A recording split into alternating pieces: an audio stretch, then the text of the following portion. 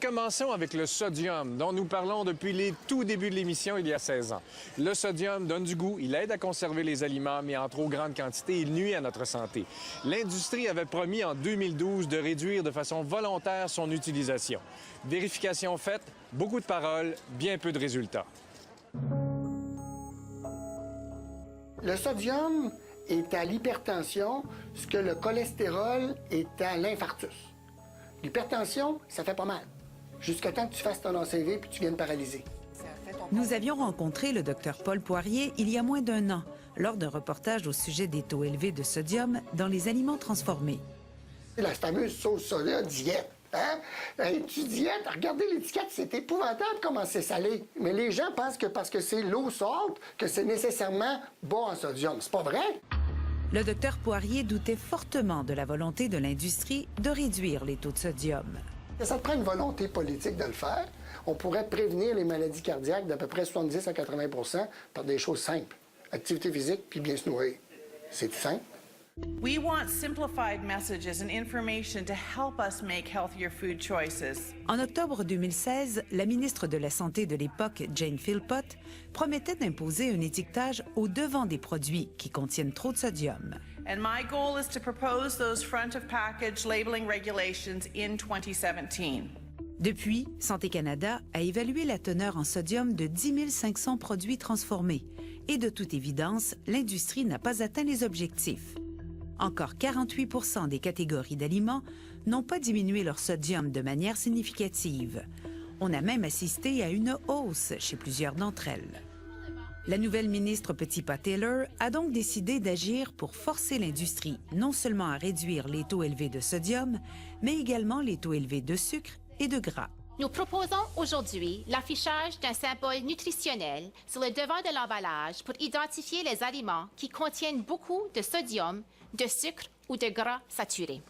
Dès qu'un produit dépassera un taux de 15 % de l'apport quotidien dans l'une ou l'autre des 3 catégories, on verra apparaître un de ces symboles. Si le consommateur veut des produits qui n'ont pas ce genre de symbole, l'industrie alimentaire va nécessairement répondre à ses besoins et à ses demandes. Donc, ça va inciter l'industrie à mettre en marché des produits plus sains. On pense qu'avec l'étiquetage, que les Canadiens pourront faire une décision quand même vite, mais informée. Présentement, il est très difficile de s'y retrouver dans le dédale d'indications et de superlatifs sur les emballages. Les compagnies rivalisent d'astuces pour nous faire choisir des produits qui semblent bons pour la santé. Vous devez donc nécessairement regarder le tableau de valeur nutritive à l'endos pour faire un choix éclairé.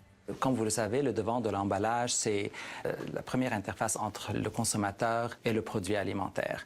Donc, comme vous l'avez bien dit, il y a trop d'informations sur le devant de l'emballage.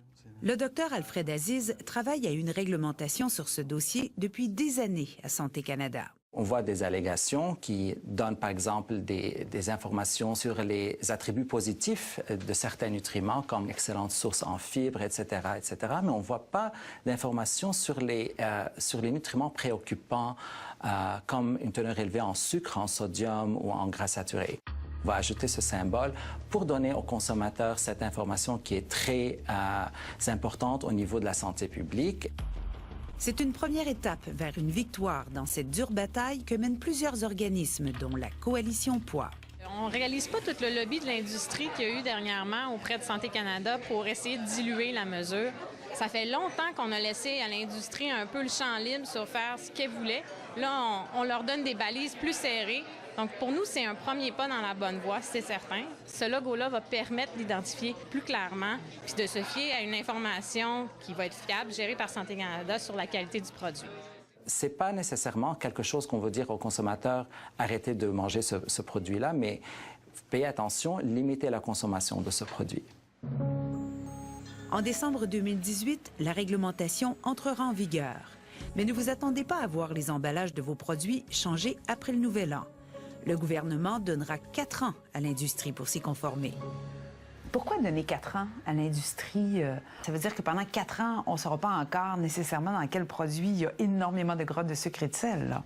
Il y aura toujours le tableau de la valeur nutritive auquel on pourrait se fier, mais quand même, on veut donner cette période-là parce qu'on veut aussi que l'industrie ait un peu de temps pour reformuler leurs produits. Verrons-nous un changement avant la fin de 2022? Certains en doutent.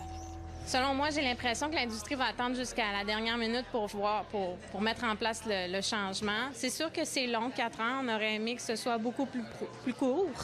L'industrie va changer quand le consommateur va demander des choses.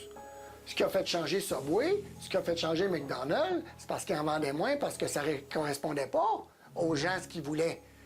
Eux autres, c'est pas des OSBL, là. Ils sont pas là pour faire plaisir aux gens, ils sont là pour faire de l'argent. Alors, si vous voulez baisser le sodium de la population, il faut que tout le monde baisse en même temps, parce que les gens vont aller vers le produit qui les satisfait le plus au niveau du goût. Jusqu'à la fin avril, le gouvernement donne la chance à toute la population canadienne de s'exprimer sur ce règlement d'étiquetage avec un court sondage Internet. Alors, la balle est dans votre camp. Si vous voulez que le règlement conserve toute sa vigueur, eh bien, c'est à vous de vous prononcer, parce que l'industrie, elle, ne se gênera pas. Tous les détails sur notre site Internet.